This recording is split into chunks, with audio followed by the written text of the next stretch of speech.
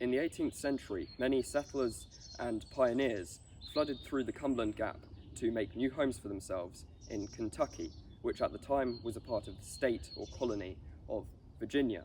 They had to be well equipped. They had to be prepared to encounter many challenges which they would face on their journey, and also once they had actually established settlements on the frontier. There were dangerous wild animals: bison, rattlesnakes, bears, mountain lions, wolves, just to name a few.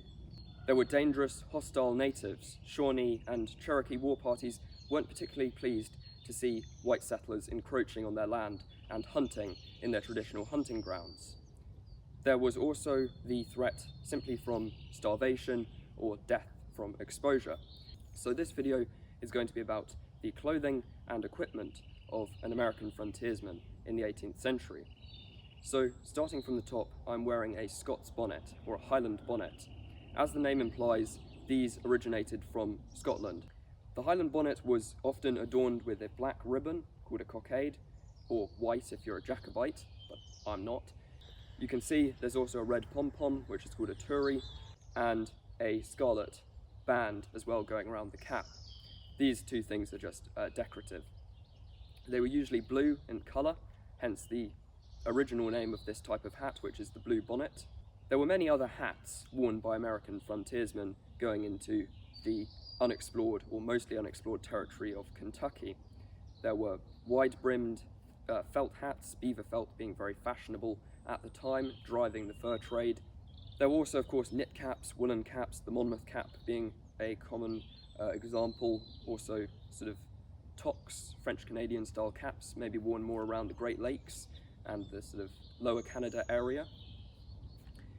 But that's headwear, basically decorative, but also mainly to keep the elements out of your face, to stop wind, rain, even bright sunlight. So we've covered the headwear. Now we can move on to the main piece of clothing which I'm wearing and most frontiersmen would have worn, which is the hunting frock. The hunting frock was a heavy outer garment.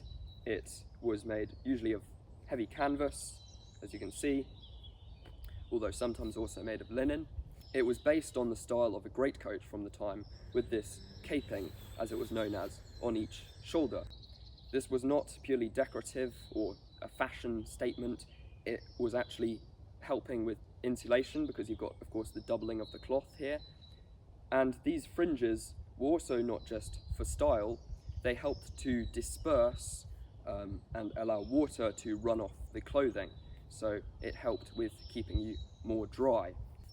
These sort of subdued earthy colours like nutmeg, as mine is, were very common because of course it helps with camouflage. Not to say that other brighter colours like maybe reds and blues or greens were not worn as well.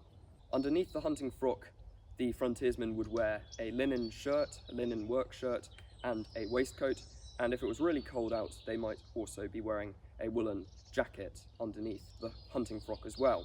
The hunting frock was only buttoned up at the top, so you needed something to close it down at the waist, and that is why I'm wearing a sash.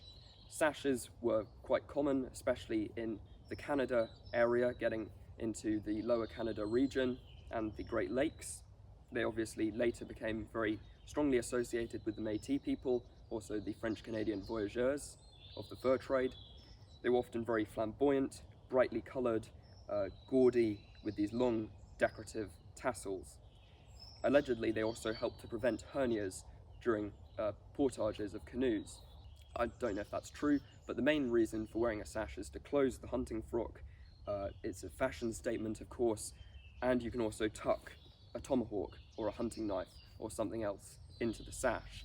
Moving further down, I'm wearing gaiters. These were simply to protect your lower legs and your stockings, if you're wearing breeches and stockings, from being torn on thorns or getting dirty. You can see they have garter straps, which are actually just pieces of ribbon going across just beneath the knee to hold them up, and you can see they're buttoned along the side there. Some frontiersmen adopted native style leggings or mitasses, long deerskin leggings, and a breech clout. These were quite popular if you're going to be doing a lot of canoe travel, so the voyageurs tended to wear them. and the courrier de bois over in Canada, because you don't have to keep taking off your gaiters or your stockings to jump into the water to run a canoe through some shallows. On my feet, I'm wearing some simple leather shoes. These are actually First World War boots because I don't have any 18th century buckled shoes yet.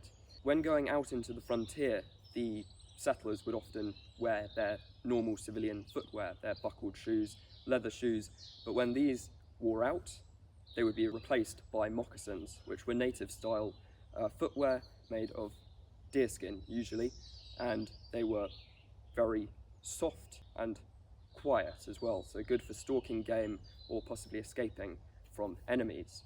Now we can move on to the accoutrements and equipment which an American frontiersman would have brought with them into the wilderness. This is obviously a powder horn.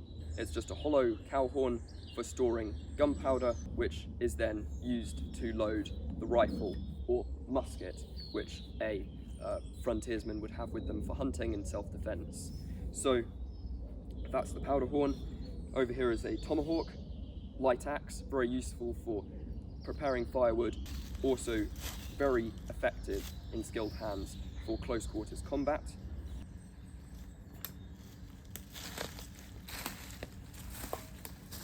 This is a bread bag, which was used primarily for storing food, hence the name, also known as a haversack. And this is a canteen. This particular one is made of metal with a wooden stopper in the top and a rope to go over your shoulder. Some of the canteens would have been made, rather than steel like this one, of copper. Some of them were wooden, different shapes, lots of variety when it came to canteens, but this was quite a common one for the French and Indian War and the Revolutionary War era. Now we can finally move on to my weapon, which is a flintlock rifle, or long rifle specifically. The rifle design was brought to North America by German and Swiss gunsmiths, no surprise there, and it became very popular with frontiersmen because of its superior accuracy to a smoothbore musket. Of course, the grooves, the rifling and the barrel make the bullet spin, which makes it go more accurately at a longer distance. So while the accurate range of a musket in skilled hands was sort of 150 to 200 yards, the accurate range of this in skilled hands could be more like 500 yards, possibly more, possibly less, depending on who's actually shooting it. It was much slower to reload than a musket, but that doesn't really matter as long as the bear isn't charging at you after you've wounded it. The flintlock rifle was, very popular.